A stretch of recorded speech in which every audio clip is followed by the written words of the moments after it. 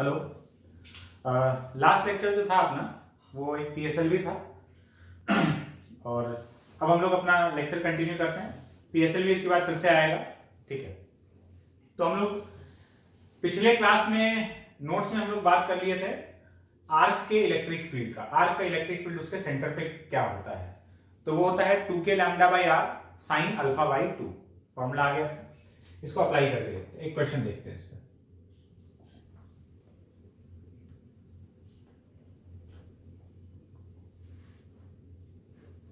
X axis y axis,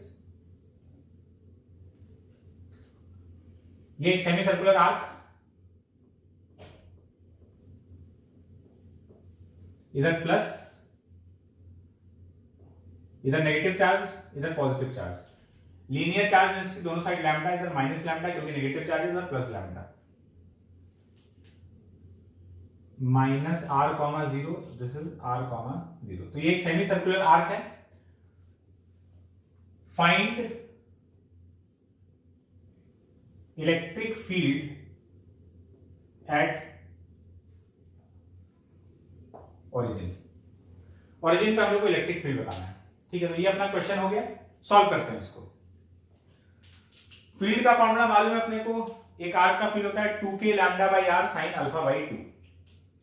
अब यहां पर क्या है ना कि इस सेमी सर्कुलर आर्क को हम लोग एक सिंगल आर्क की तरह नहीं देख सकते हैं। यहां पॉजिटिव है और यहां नेगेटिव है, तो एक ये वाला पार्ट ले लेते हैं और इसको अलग देखते हैं। इसका इलेक्ट्रिक फील्ड यहां पर एंगल बाइसेक्टर के अलाउंग रहेगा और किधर रहेगा, away from the charge. Positive charge है तो इधर आ जाएगा। Let's call it E not. Suppose ये वाला फील्ड ई नॉट है, तो इसका इलेक्ट्रिक फील्ड का वैल्यू भी ई नॉट ही रहेगा, है ना, क्योंकि एकदम आइडेंटिकल पीस है, बस चार्ज नेगेटिव है। तो इसका इलेक्ट्रिक फील्ड यहां ओरिजिन पर, वो भी एंगल बाइसेक्टर के अलाउंग इस तरफ रहने वाला है। वैल्यू कितना, ई नॉट। और ये पूरा एंगल कितना हो गया, 90 डिग्री। तो ये भी ई नॉट, ये भी ई नॉट, तो नेट इलेक्ट्रिक फील्ड इधर हो गया √2 ई नॉट। तो इस आर्क का electric field, semi circular arc का, √2 ई नॉट, और ई नॉट का value 2k lambda by r. इसका रेडियस आर हो गया, ये डिस्टेंस आर दिख रहा है। 2k lambda by are sine alpha by 2। Alpha कितना लेंगे, अल्फा हम लोग 180 डिग्री नहीं लेंगे। क्यों? क्योंकि हम लोग ई नॉट किसके फील्ड को बोल रहे हैं, ये क्वार्टर सर्कल को। क्वार्टर सर्कल का एंगल कितना हो गया, 90 डिग्री। तो अल्फा का वैल्यू हुआ 90, तो 90 बाई 2। तो ई का वैल्यू हो गया √2 2k lambda by are sine 45 degree 1 by √2 से √2 चल बसा। ई का वैल्यू आ गया 2k lambda by are. Direction क्या है, इधर नेगेटिव एक्स की तरफ, तो ई वेक्टर इज ऐसे लिख सकते हैं 2k lambda by r minus i cap, ठीक है। तो ये हो गया अपना सॉल्यूशन। हटाते हैं इसको।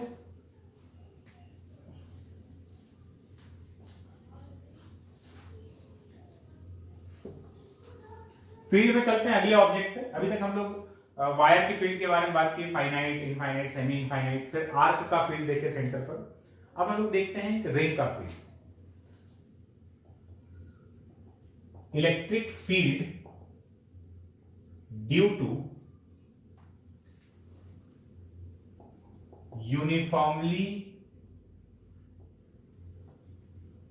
Charged ring on the axis. एक यूनिफॉर्मली चार्ज रिंग के एक्सिस पर इलेक्ट्रिक फील्ड का फॉर्मूला हम लोग देखने वाले हैं। देखते हैं, और यहां से कुछ रिजल्ट भी आएगा सुंदर सुंदर सा। ये हो गया रिंग, पूरे पे चार्ज Q डिस्ट्रीब्यूटेड है और इसका रेडियस हो गया R, ठीक है। ये हो गया रिंग। ये रिंग इस प्लेन में समझो, ये बोर्ड के परपेंडिकुलर प्लेन में ये रिंग हो गया ऐसे, और ये उसका एक्सिस हो गया। बात क्लियर है? लिखते हैं हम लोग। इसका फील्ड यहां से किसी डिस्टेंस x पर हमको बताना है, तो हम लोग क्या करेंगे, एलिमेंट लेंगे, यहां फील्ड लिखना है। देखते जाना आप ध्यान से क्या कर रहे हैं। यहां पर एक एलिमेंट लिए, ठीक है, यहां पर एक एलिमेंट लिए, इस एलिमेंट का चार्ज हो गया dq, छोटा सा एक एलिमेंट लिए, इस एलिमेंट का इलेक्ट्रिक फील्ड यहां पर अवे फ्रॉम द चार्ज ऐसे रहेगा, and this is D. D क्या है, छोटे से एलिमेंट का छोटा सा इलेक्ट्रिक फील्ड, तो वो हो गया D. Suppose this angle is theta, this is also theta. अब इस इलेक्ट्रिक फील्ड का दो कंपोनेंट करोगे तो एक अलोंग द एक्सिस आएगा और एक परपेंडिकुलर टू द एक्सिस आएगा। हम क्या कर रहे हैं, एक और एलिमेंट ले रहे हैं, डायमेट्रिकली ऑपोजिट एक एलिमेंट ले रहे हैं, इसका चार्ज हो गया dq। इसका इलेक्ट्रिक फील्ड अगर हम यहां देखें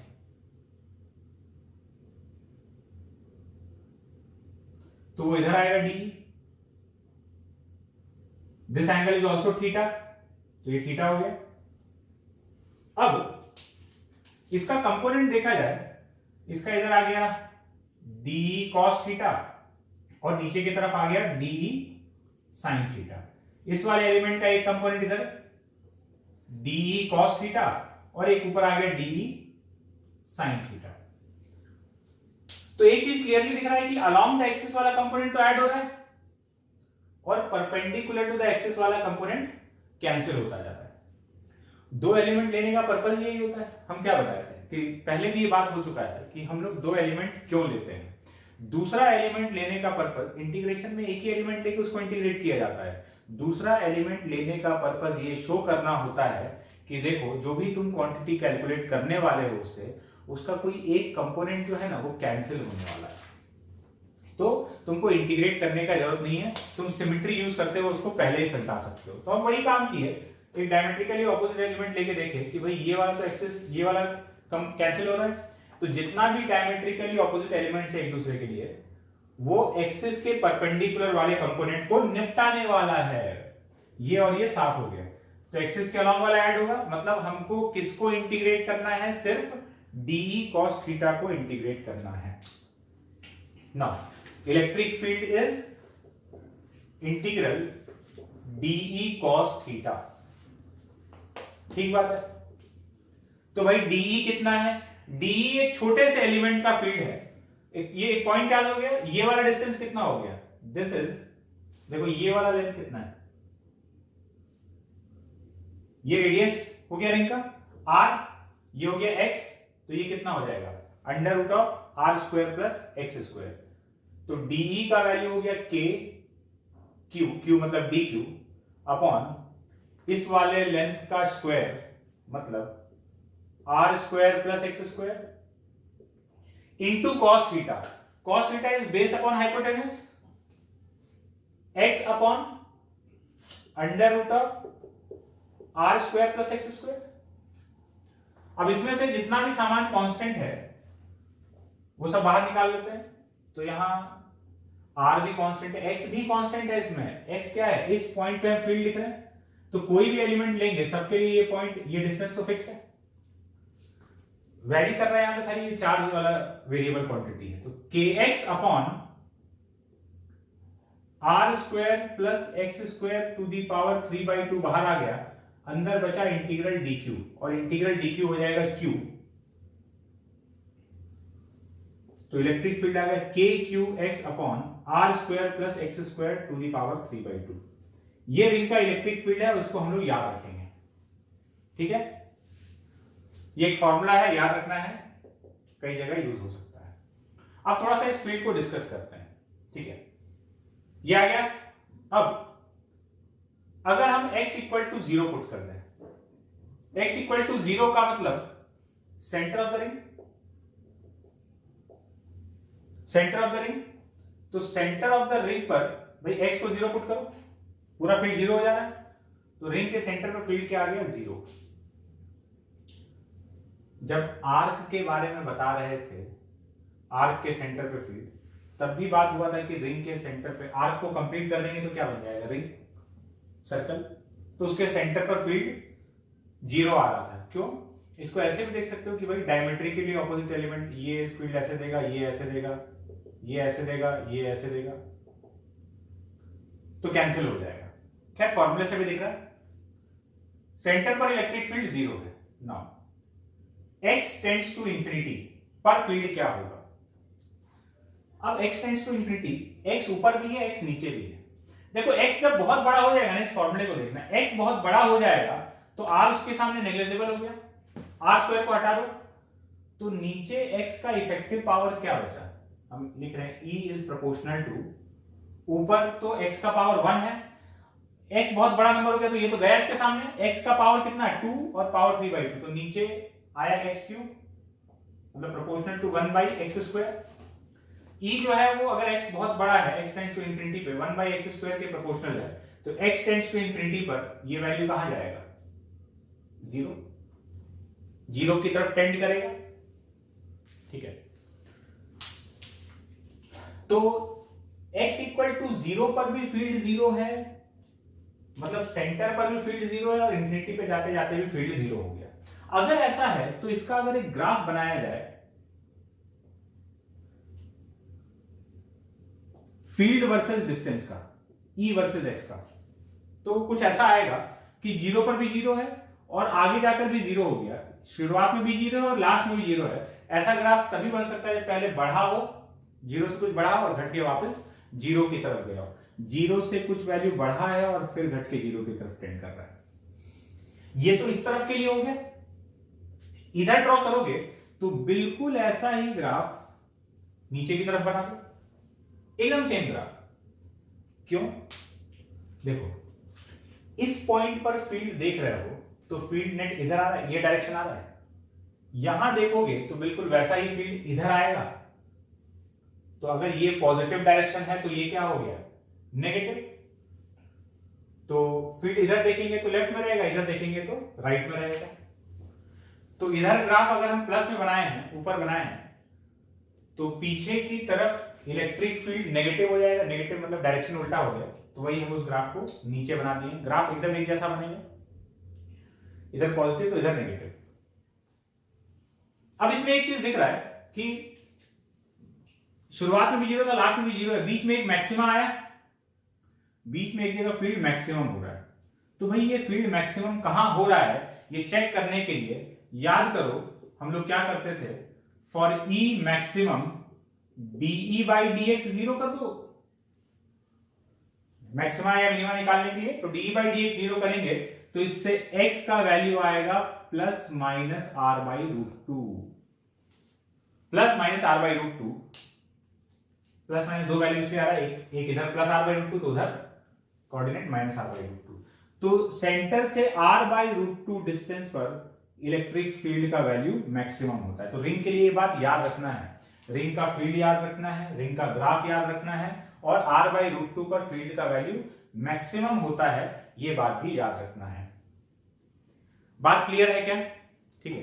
अच्छा, हम यहां पर लिख दिए dE/dx 0, है ना। तुम्हारा एक फर्ज बनता है, क्या फर्ज बनता है ना, थोड़ा सा डिफरेंशिएशन का प्रैक्टिस कर लेना भाई, इसको सही में डिफरेंशिएट करके देखना, dE/dx का वैल्यू निकालना, उसको 0 के बराबर करना, देखना कि x का वैल्यू r/√2 आ रहा है कि नहीं आ रहा है। अगर तुम्हारा नहीं आ रहा है मतलब तुम कहीं कैलकुलेशन में गड़बड़ किए हो, ठीक है। तो ये करके देखना जरूर, इससे क्या होगा, थोड़ा सा डिफरेंशिएशन का प्रैक्टिस हो जाएगा।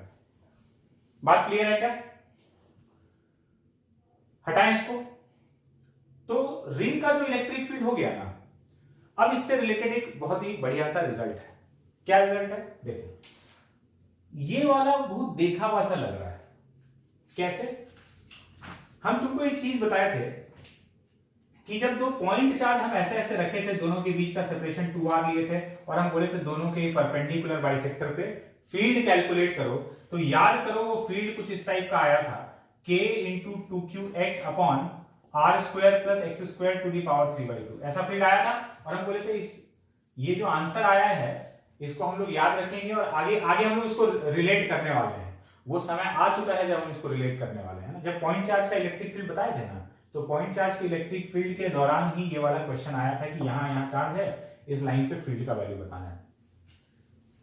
तो ये आया था field k 2qx upon r square plus x square to the power 3/2। Notes पलट के देख लेना अगर बनाए हो तो, नहीं बनाया हो तो बनाओ, ठीक है। अब तो ये है क्या, मतलब ये फील्ड जो इधर एग्जैक्टली मैच कर रहा है, बस यहां q था, यहां 2q था। यहां से हम ये बताना चाह रहे हैं रिंग जैसा फील्ड, रिंग का जो फील्ड का एक्सप्रेशन है, ऐसा इनफाइनाइट पॉसिबल सिस्टम्स है जिसका फील्ड एग्जैक्टली रिंग के फील्ड जैसा होता है, उसी का फील्ड का एक्सप्रेशन भी वही, ग्राफ भी वही, सब कुछ मैच करेगा। कौन से हैं वो सिस्टम्स, देखते हैं।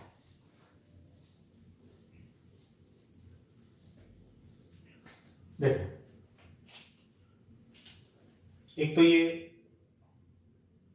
दो चार्ज का जो सिस्टम देखे थे वो तो था ही। अगर इक्विलेटरल ट्राइंगल है, इक्विलेटरल ट्राइंगल के वर्टिसेस पर बराबर बराबर मात्रा में अगर चार्ज रखा गया है, ये उसका एक्सिस हो गया। इसके एक्सिस पर फील्ड का वैल्यू एग्जैक्टली ये रिंग के सिस्टम की तरह बिहेव करेगा। उसका फील्ड क्या लिखेंगे, k q x upon r square plus x square to the power 3/2। q का मतलब है यहां पे टोटल चार्ज। रिंग के पास टोटल चार्ज क्यों है, इस ट्राइंगल के पास टोटल चार्ज कितना है, 3q। तो k 3qx upon r square plus x square to the power 3/2। ये जो 2 पॉइंट चार्ज का सिस्टम था, तो इसका फील्ड भी तो यही आया था, k टोटल चार्ज 2q आया था ना, बिल्कुल वही पूरा एक्सप्रेशन ऐसा ही था, बस यहाँ 2q आ गया था।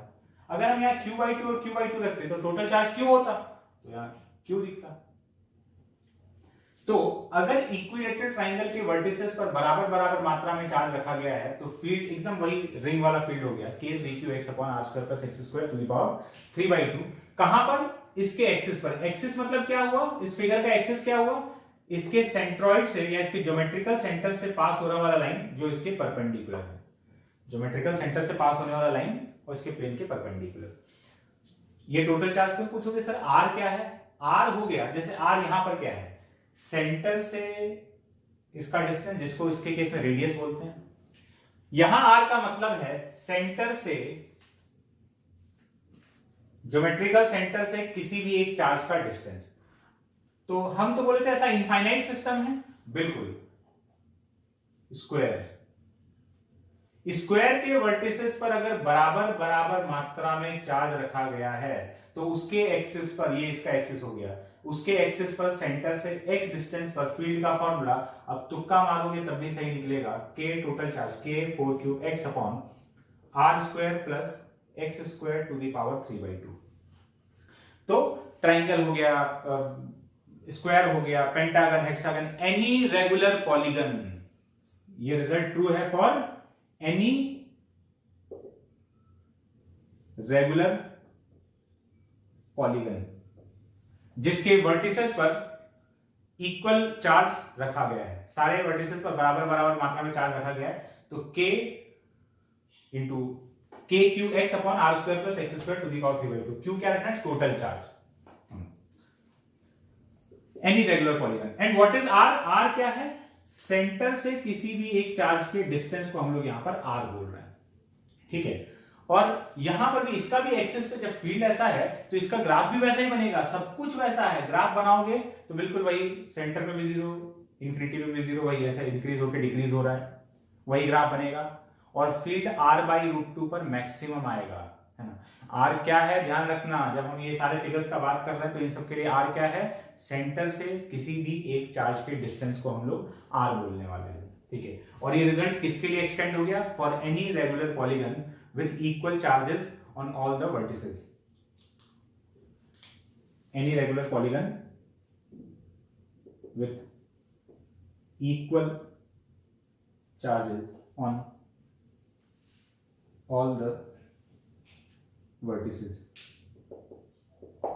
उसके लिए रिजल्ट हम लोग बोल सकते हैं। वो पेंटागन हो, हेक्सागन हो, हेक्टागन हो, कोई सा भी गन हो, सबके लिए चलेगा। बात क्लियर है, हटा देगा।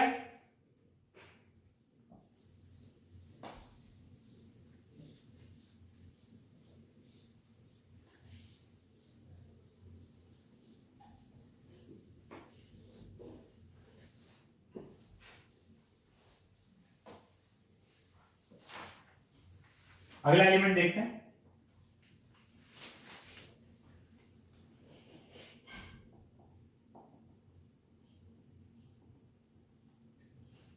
इलेक्ट्रिक फील्ड ड्यू टू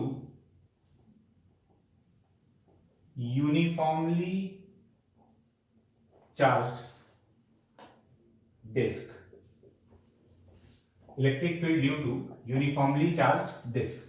अब रिंग नहीं है, एक डिस्क का हम लोग बात कर रहे हैं। तो ये एक डिस्क हो गया। इस डिस्क का charge per unit area sigma है। अब यहां पर लीनियर चार्ज डेंसिटी का बात नहीं हुआ, क्योंकि सरफेस किससे बना है? शीट से बना हुआ है। ऑब्जेक्ट किससे बना हुआ है? शीट से बना हुआ है। शीट से बना हुआ है, ये डिस्क समझ के स्क्रीन में रखा हुआ है। तो ये चीज क्या है? What is sigma? Surface charge density या एरियल चार्ज डेंसिटी बोलते हैं इसको। This is surface charge density. What is surface charge density? Charge per unit area. Charge per unit area. तो इसका फील्ड अगर हमको एक्सिस पर निकालना है, ये इसका एक्सिस हो गया। यहां से एक्स डिस्टेंस पर हम लोग फील्ड देखना चाहते हैं। तो अब इसका फील्ड कैसे निकाला जाएगा? अगर हमको इसमें एलिमेंट लेना है, हम हिंट दे रहे हैं, अगर हमको इसमें एलिमेंट लेना है तो हम कैसा सर्कुलर रिंग्स कंसीडर करेंगे। क्यों? क्योंकि एक रिंग का फील्ड हमको मालूम है। हम लोग एलिमेंट ऐसा लेते हैं जिस एलिमेंट के बारे में हमको इंफॉर्मेशन पहले से हो, जो भी चीज हम कैलकुलेट कर रहे हैं उसका। अगर हम फील्ड कैलकुलेट कर रहे हैं तो हम ऐसा एलिमेंट यहां लेंगे जिसका फील्ड हम पहले से जानते हैं। तो इस डिस्क को हम लोग कैसा बना मान सकते हैं? बहुत सारे कंसेंट्रिक सर्कुलर रिंग से बना हुआ मिलकर बना हुआ मान सकते हैं। तो अपना एलिमेंट रिंग रहेगा, एक रिंग का फील्ड लिख के इंटीग्रेट करेंगे तो इसका फील्ड आ जाएगा। ये काम हम तुम लोग पर छोड़ रहे हैं, है ना? एलिमेंट लेके इंटीग्रेट करना, नहीं आएगा तो डाउट भेजना, ठीक है? अपने से इसको कैलकुलेट करके देखोगे। हम लोग को ज्यादा मतलब है इसके फॉर्मूले से। इसका इलेक्ट्रिक फील्ड एक्सिस पर सिग्मा बाई 2 एप्सिलॉन नॉट। हर बार अपना फील्ड के टर्म्स में आ रहा था ना, अब इसमें क्या है? के का वैल्यू को टिका दिया गया। कितना? 1/4 पाई एप्सिलॉन नॉट। तो उसको रखने से के वैल्यू को पुट करने के बाद जो आंसर आ रहा था, तो sigma by 2 epsilon naught into 1 minus x upon under root of r square plus x square. ये सेंटर से एक्स डिस्टेंस पर इसके एक्सिस पर फील्ड का फॉर्मूला हो गया। Sigma by 2 epsilon naught 1 minus x upon under root of r square plus x square. याद रखेंगे इसको भी हम लोग, ठीक है? तो ये हो गया डिस्क का फील्ड। डेरिवेशन हम लोग को वैसे रिक्वायर्ड नहीं है ना, बट अपने अंडरस्टैंडिंग को बढ़ाने के लिए, है ना, थोड़ा सा इंटीग्रेशन वाले पार्ट को स्ट्रॉन्ग करने के लिए तुमको इसको ट्राई करना चाहिए। ट्राई करना, नहीं बने तो डाउट्स भेजना हमको, ठीक है? नंबर 9589007007, ये मेरा नंबर है। जो भी डाउट्स आएगा इस पे व्हाट्सएप कर सकते हो, ठीक है? डाउट्स भेजोगे तो समझ में आएगा कि वीडियो देख रहे हो, है ना? फॉलो कर रहे हैं प्रॉपरली, हम लोग पढ़ रहे हैं। आगे चलते हैं, हटा दें इसको।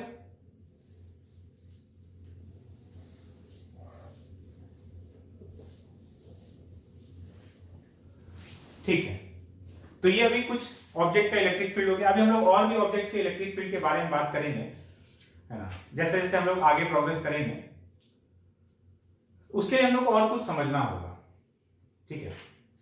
आगे चलकर हम लोग सॉलिड स्फीयर, हॉलो स्फीयर, इन सब चीजों को भी, इनफाइनाइट शीट हो गया, इन सब चीजों को भी लेने वाले हैं कैलकुलेशन में, फील्ड के कैलकुलेशन के लिए। तो उसके लिए पहले हम लोग को और भी कुछ जानने का जरूरत होगा। तो हम लोग जैसे जैसे सीक्वेंस में आगे बढ़ते जाएंगे चीजें ऐड होती जाएगी। फिलहाल हम लोग बढ़ते हैं एक ऑब्जेक्ट की तरफ जिसको बोलते हैं डाइपोल। डाइपोल के लिए भी हम लोग फील्ड कैलकुलेट करने वाले हैं। डाइपोल, अब ये डाइपोल क्या है? ये नाम तुम लोग केमिस्ट्री में कभी ना कभी जरूर सुने होंगे, है ना? डाइपोल और एक इससे related term dipole moment. Dipole है क्या चीज? तो डाइपोल एक अरेंजमेंट है, एक पॉजिटिव चार्ज और एक नेगेटिव चार्ज, दो इक्वल एंड ऑपोजिट चार्जेस का एक कॉम्बिनेशन जो कि कुछ डिस्टेंस पर सेपरेटेड है, इसको हम लोग डाइपोल बोलते हैं। डाइपोल मतलब दो पोल, दो अलग अलग पोलैरिटी का ऑपोजिट नेचर का चीज separated by some distance.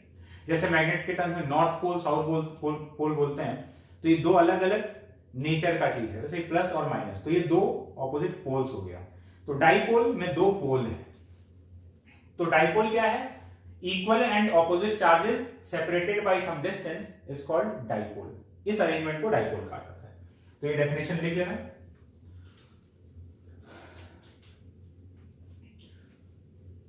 Equal and opposite charges separated by some distance, equal and opposite charges separated by some distance is called a dipole, is called a dipole। तो dipole का total charge अगर तुमसे पूछा जाए कि क्या है, तो टोटल चार्ज तो जीरो है, जितना प्लस है उतना माइनस है। तो अगर किसी सिस्टम का टोटल चार्ज जीरो है, मान लो नेट चार्ज जीरो है, इसका मतलब उसमें कुछ डाइपोल छुपा हुआ है। नेट चार्ज जीरो है, कुछ प्लस, जितना प्लस है उतना ही माइनस है, तो उसमें एक या एक से ज्यादा डाइपोल मौजूद हो सकता है। मतलब ये देखने का एक नजरिया है। अभी तक तो नजरिया ये था कि भाई टोटल नेट चार्ज जीरो है, तो जितना पॉजिटिव है उतना ही नेगेटिव है। अब हम ये भी बोल सकते हैं कि उसमें एक या एक से ज्यादा डाइपोल्स है। डाइपोल से तब भी नेट चार्ज क्या है? जीरो है। बोलने का तरीका है, कोई फर्क नहीं पड़ता उससे। डाइपोल के लिए एक term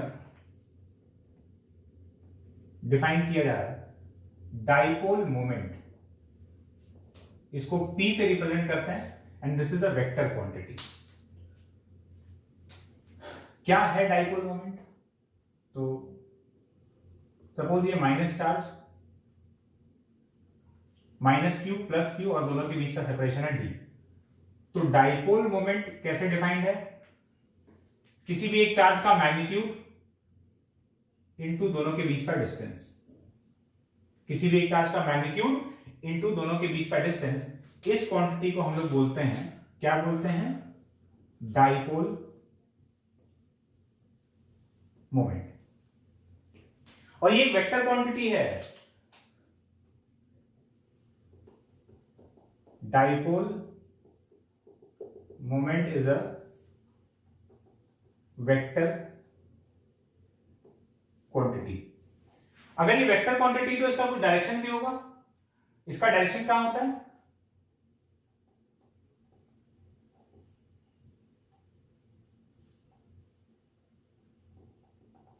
direction of dipole moment is from negative to positive. Dipole moment का जो डायरेक्शन है वो कहां से कहां है? नेगेटिव टू पॉजिटिव है। ठीक है। अब तुम बोलोगे, तुम्हारे दिमाग में सवाल आएगा, नहीं आएगा तो हम ला देते हैं। तुम बोलोगे कि सर आप एक क्वांटिटी डिफाइन किए dipole moment, Q into D बोले, फिर एक ये वेक्टर क्वांटिटी है, तो ये डाइपोल मोमेंट है क्या, है ना? इसका फिजिकल सिग्निफिकेंस क्या है? तो समझो क्या है। क्या है ना, ये जो डाइपोल जिस सिस्टम को हम लोग बोल रहे हैं, प्लस क्यू माइनस क्यू का जो सिस्टम है डाइपोल, इस सिस्टम के लिए हम लोग बहुत कुछ कैलकुलेट करने वाले हैं। बहुत कुछ में क्या कैलकुलेट करने वाले हैं? अभी हम लोग इलेक्ट्रिक फील्ड का बात करेंगे, फिर आगे जाकर हम लोग इसका पोटेंशियल कैलकुलेट करेंगे, है ना? और भी इससे कुछ कुछ कैलकुलेशन होगा, इसको इलेक्ट्रिक फील्ड में रख के, और इससे वेरियस टाइप का हम लोग कैलकुलेशन करने वाले हैं। ये सिस्टम आगे कई बार हमको दिखेगा। अब क्या है कि डाइपोल से रिलेटेड हम जितना भी कैलकुलेशन करने वाले हैं, उन सारे कैलकुलेशंस में, चाहे हम कुछ भी कैलकुलेट कर रहे हैं, उन सारे कैलकुलेशन में एक बात कॉमन रहने वाला है। वो कॉमन बात क्या रहने वाला है? तो भाई वो कॉमन बात ये रहने वाला है कि हर कैलकुलेशन में तुमको ये वाला टर्म बार बार दिखेगा। कौन सा टर्म? Q इंटू डी वाला। ये प्रोडक्ट जो भी कैलकुलेशन हम कर रहे हैं, फील्ड कैलकुलेट कर ले, पोटेंशियल कैलकुलेट कर रहे हैं, आगे इसके लिए टॉर्क कैलकुलेट करेंगे, पोटेंशियल एनर्जी कैलकुलेट करेंगे, बहुत सारा चीज कैलकुलेट करेंगे। हर कैलकुलेशन में हमको एक चीज दिख रहा होगा कि एक चार्ज का मैग्नीट्यूड इनटू दोनों के बीच का डिस्टेंस, ये चीज बार बार आ रहा होगा। तो क्या किया गया कि सुविधा के लिए, चीजों को आसान बनाने के लिए इस टर्म को एक नाम ही दे दिया गया। क्या नाम दे दिया गया? डाइपोल मोमेंट, ताकि हम लोग इसको एक नाम से पुकार पाए। ये चीज हर जगह दिख रहा था डाइट, तो इसको एक नाम दे दिया गया, बस यही इसका फिजिकल सिग्निफिकेंस है। और डाइपोल मोमेंट कुछ रिप्रेजेंट नहीं कर रहा है, इसके पीछे कुछ खोजने का जरूरत नहीं है कि डाइपोल मोमेंट है क्या, है ना। केमिस्ट्री में इसको कुछ चीजों के जस्टिफिकेशन के लिए यूज किया जाता है, बट फिजिक्स में बस ये एक जरूरत के हिसाब से डिजाइन किया गया क्वांटिटी, क्योंकि हर जगह दिख रहा था इसलिए। दूसरा बात, तुम बोलोगे सर ये वेक्टर क्वांटिटी क्यों है ना। हम लोग अपनी सुविधा, फिर से वही बात है, अपनी सुविधा के लिए वेक्टर क्वांटिटी बनाए हैं। क्यों बनाए हैं? क्या है ना, जब तुमको किसी भी चीज का डायरेक्शन बताना होता है तो एक रेफरेंस से बात करते हो ना कि अच्छा ये रेफरेंस कैसे, x axis, y axis, z axis, कि भाई ये वाला चीज एक्स के अलोंग है, या ये वाला चीज एक्स से 30 डिग्री बना रहा है एंटी क्लॉकवाइज। तो जब भी तुम ऐसे बोल रहे हो तो सबके दिमाग में एक रेफरेंस हो गया, अच्छा ये डायरेक्शन किसके टर्म्स में बताया जा रहा है, एक्स एक्सिस से मेजरमेंट लिया जा रहा है, तो एक कॉमन रेफरेंस तय हो गया। तो क्या है कि जब हम इसके लिए फील्ड कैलकुलेट करेंगे या इस सिस्टम के लिए ऐसा कोई भी क्वांटिटी कैलकुलेट करेंगे जो कि एक वेक्टर क्वांटिटी होगा, जैसे इलेक्ट्रिक फील्ड एक वेक्टर क्वांटिटी है, तो इस सिस्टम का जो इलेक्ट्रिक फील्ड आएगा ना, उस इलेक्ट्रिक फील्ड का डायरेक्शन बताने में हमको बहुत आसानी हो जाएगा। क्यों? क्योंकि हम एक रेफरेंस तय कर लिए। रेफरेंस क्या है? डाइपोल मोमेंट का डायरेक्शन। जैसे अब से डाइपोल को कैसे बनाया जाएगा, ये डाइपोल हो गया। डाइपोल को अब हमेशा तुम एक एरो से देखोगे, एक एरो से रिप्रेजेंट किया जा रहा होगा। एरो के टेल पे क्या है, नेगेटिव, और एरो के हेड पे क्या है, पॉजिटिव चार्ज। क्यों? क्योंकि डाइपोल मोमेंट का डायरेक्शन कैसे डिफाइंड है, नेगेटिव टू पॉजिटिव। ये डेफिनेशन दे दिया गया। अब क्या है, इसके द्वारा कहीं भी फील्ड आएगा तो हम उसको इस डाइपोल मोमेंट के रेफरेंस में बात कर लेंगे कि डाइपोल मोमेंट के डायरेक्शन में फील्ड है। सब समझ जाएंगे, अच्छा ये वाला डायरेक्शन। हम बोलेंगे इस किसी जगह पर या इसका फील्ड जो डाइपोल मोमेंट का डायरेक्शन है उससे ऑपोजिट पे है, या हम बोलेंगे कि जो फील्ड है वो डाइपोल मोमेंट के डायरेक्शन से 30 डिग्री पर है। तो अभी डाइपोल मोमेंट का डायरेक्शन क्या हो गया, रेफरेंस हो गया। मान लो डाइपोल ऐसे रखा है, किसी भी ओरिएंटेशन में रखा है, तो हम उस लाइन के हिसाब से डाइपोल मोमेंट के डायरेक्शन को रेफरेंस लेते हुए बात करेंगे। तो इससे क्या है कि अपनी बातों को कन्वे करना, रिप्रेजेंट करना बहुत आसान हो जाएगा। समझ में आया? तो वेक्टर, इसको एक वेक्टर क्वांटिटी बोलना हम लोग के लिए बहुत फायदेमंद है, क्योंकि जब भी हम कोई वेक्टर क्वांटिटी इसके लिए कैलकुलेट कर रहे होंगे तो अपना काम आसान हो जाएगा उसका डायरेक्शन बताने में। और ये डाइपोल मोमेंट क्या है भाई, ये जरूरत के हिसाब से डिजाइन किया गया क्वांटिटी है। इसके हर कैलकुलेशन में ये टर्म बार बार हम लोग को दिखने वाला है, तो हम लोग इसको एक नाम दे दिए, नाम दे चुके हैं। ठीक है, तो बात क्लियर है। तो ये हो गया डाइपोल मोमेंट, एक वेक्टर क्वांटिटी है, डायरेक्शन कहां होता है, माइनस से प्लस। तो अब चलते हैं हम लोग आगे, डाइपोल मोमेंट कैलकुलेट करना सीखते हैं, कैसे कैलकुलेट किया जा सकता है।